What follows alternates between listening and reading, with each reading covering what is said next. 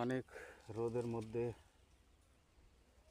1 মণ ধান মানে 40 কেজি, সেই ধানটা নেট পাড়া ফাঁকা জায়গায় আসছে রোদের মধ্যে দেখেন যে মেলে দিছি।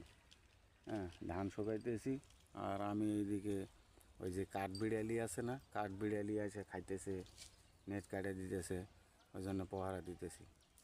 তো ধানটা আমার কিনা না, আবাদেরও না ভাই, এটা একজনের দিছে, দান করেছে। আর এই ধানটা ভাঙাইয়া তখন মনে করেন যে খাওয়ার একটা এক কথায় দেওয়ার মালিক আল্লাহ, রুজির মালিক আল্লাহ। তো ভাই, ভিডিওটি কোথায় থেকে দেখছেন? খুব অসহায় ব্যক্তি ভাই আমি। ভিডিওটি ঠেলা না দিয়ে আমাকে ভালোভাবে একটু শেয়ার কমেন্ট করে দেন ভাই।